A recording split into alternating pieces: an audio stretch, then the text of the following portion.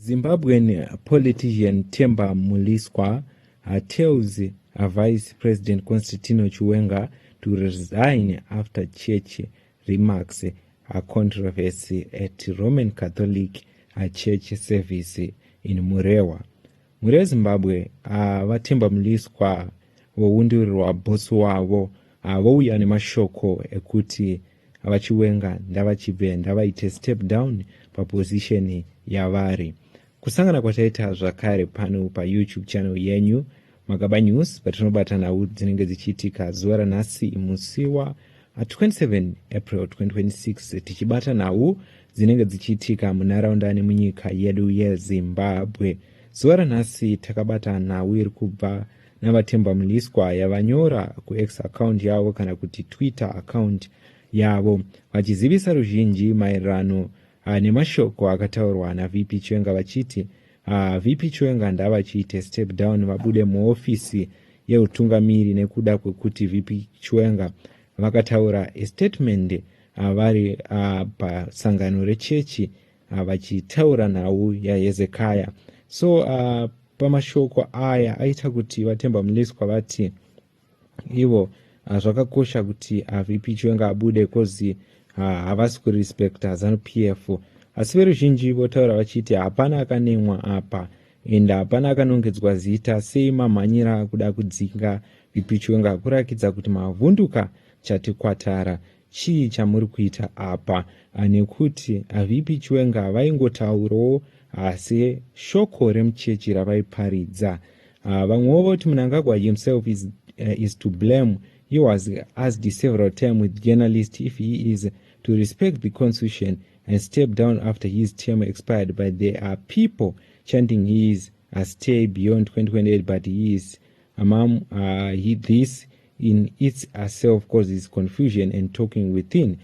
So anotaura vachiti dai ivo vaMnangagwa vaisada zve2030 izvi vakabvunzwa kazhinji nevatori venhau vachitaura ivo vachiti handisi kutsigira chiitiko che2030. Kosei pane vanhu vari kupusha nhau ye2030 hapana chavari kutaura, vari kuramba vakanyarara zvikuzoita kuti zviite ruvengo pamwe neconfusion mubato reZANU-PF. So according to news, mashoko anyorwa navathemba Muliswa hazviri kuziviswa chinhu. Zimbabwean politician and former Norton member of parliament Themba Muliswa has sparked a fresh political debate after posting a strong-worded message on his account calling on Vice President Constantino Chiwenga to step down from office. In his statement, Muliswa accused Chiwenga of launching what he described as a direct attack on the President Emmerson Mnangagwa, alleging using the puppet of the Roman Catholic Church during a gathering in Murewa. Last week, according to Muliswa, such action are not only inappropriate but also strategically damaging with the context of the Zimbabwe political leadership. Muliswa characterized the alleged remarks as brazen and shocking, particularly because they are said to have come from within the country's top leadership structure. He urged that for some so-called close to the president to communicate a grievance is such a public and unconventional manner has raised serious concern about the both the judgment and leadership discipline. The former MP goes further, suggesting that Vice President Constantino Chiwenga may be undermined his own political standing. He claimed that engaging in directing a message, particularly through religious platform and a symbolic reference, signals a frustration rather than constructive leadership. Muliswa criticized what he described as a shift towards appeals to media narratives and opposition sentiment instead of addressing issues through formal party channels. A key point raised in Muliswa's remarks is the importance of internal party processes. He emphasized that major political concern should be handled through established structures such as party committee and official platform. According to him, bypassing these processes weaken institutional integrity and risk creating unnecessary division. Muliswa also reflects on broader political dynamics, urging that leadership requires alignment with the collective decision. He suggested that if a senior official finds themselves fundamentally at odds with party direction, most appropriate courses of action would be step aside. In his view, resignation is not a sign of weakness, but rather than a demonstration of accountability and principle. Another issue highlighted in the potential impact on the national stability, Mliswa warned that public disagreement at the highest level of government can fuel uncertainty and speculations.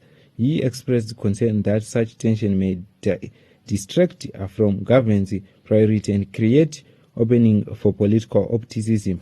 At the same time, Mliswa noted that what he says as an growing perception challenge. He claims that continued public dispute risk portraying division within leadership, which could affect both party cohesion and public confidence. He calls for political maturity and restraint, urging leadership to handle difference in ways that reinforce unity rather than a division.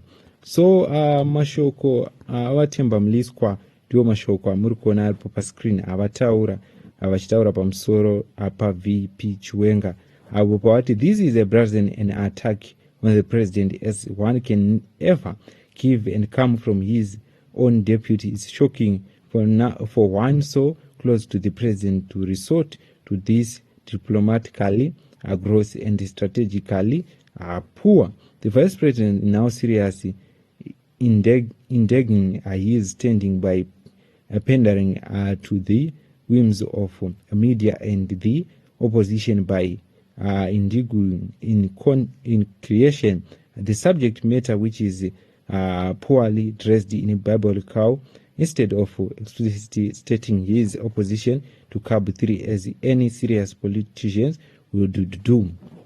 Ndo mashoko avatemba Mliswa. So pawazonyora vachiti re-signing are not metaphors is the only redemptive path for him. He should resign and then canvass for the support of the opposition, which he is clearly pandering to against his own party. CAB 3 is not the product of any single individual, but is a ZANU-PF project, a party to which he belongs. He cannot reduce it to any single Hezekiah when he has been part of cabinet that approved it. So ndo mashoko ataurwa amaona aripo pascreen aita kuti vati vaMnangagwa vanofana kuudzwa mashoko aya akataurwa naVP Chiwenga munhau mavanenge vachitaurira mupolitburo mavo, mucabinet mavo, mupublic hearing mavo, mumaconference eZANU-PF, kwete kuti vanzwa shoko richitoparidzwa kuchechi. Zvaita kuti veruzhinji vati he is speaking for the voiceless. We all know that the playground has never been far from the time Uncle Bob was in office. Why such a project now is the bigger question. Why not just extend the president term as ZANU-PF let him continue and leave the constitution alone? Onwakati, the VP is the man of the moment. Like it or not, Temba, the fact that you do not like him would make his utterance an attack to your Dambudzo. Onwakati, sermon on the Mount of Murewa delivered by General, blessed are you when they insult you, persecute you, and falsely say all kinds of against you. Blessed are those who know when to step down when their time has come, for there will be remembered in the third dispensation. So muna Zimbabwe ndona wiri kutaurika vanhu vari kuudza Temba Mliswa kuti nyangwe mukataurira kuti vaVP Chiwenga ndavaresign asi ndivo vari patopu. Ndidzo nhau dzatauya tikabata. Munoti chii mumashoko avaTemba Mliswa achiti VP Chiwenga ndaaresign?